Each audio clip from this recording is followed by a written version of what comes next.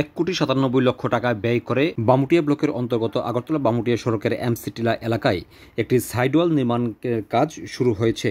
শনিবার এই নির্মাণ কাজ পরিদর্শন করলেন বামুটিয়া ব্লকের বিডিও অমিতাভ ভট্টাচার্য, বামুটিয়ার প্রাক্তন বিধায়ক কৃষ্ণধন দাস, বামুটিয়া পঞ্চায়েত সমিতির চেয়ারম্যান দীপক সিংহ সহ অন্যান্য জনপ্রতিনিধিরা। এদিন এই কাজটি পরিদর্শন করার পাশাপাশি গুণগত মান বজায় রেখে সঠিক সময়ের মধ্যে এই নির্মাণ কাজ শেষ করার জন্য পরামর্শ প্রদান করা হয়েছে।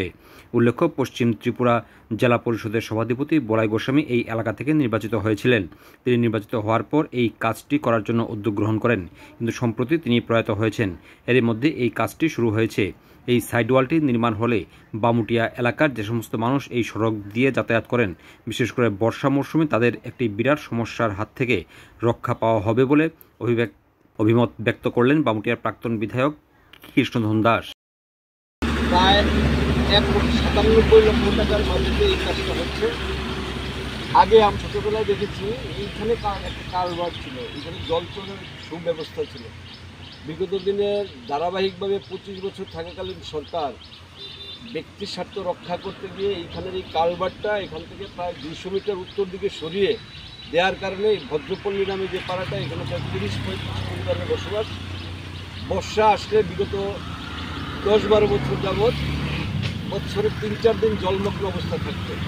তো সেই দিশায় আমাদের ভারতীয় জনতা পার্টি সরকার প্রতিষ্ঠিত হওয়ার পর আমরা প্রয়াস চালিয়ে যাচ্ছি, কিন্তু আমাদের জেলাধিপতি বলাই গোস্বামী জেলাধিপতি হওয়ার পর বিদ্যুৎ ক্ষেত্রে কাজটা স্যাংশন করেছেন। এখন আপনারা দেখতে পাচ্ছেন কাজও হচ্ছে। তো এই হিসাবে এই এলাকার মানুষ সুবিধাভোগী, এবং আগরতলা বামুটিয়া যে রোড আছে এই রোডও জলমগ্ন থাকতো, গাড়ি বাইক আসা যাওয়ায় বিভিন্ন প্রকার অসুবিধা হতো। তো আমরা এখন সুস্থ নিঃশ্বাস, এটা আমি বলবো এটা একটা বামুটিয়া টু আগরতলা রোডের একটা দুঃখ নিবারণ হলো।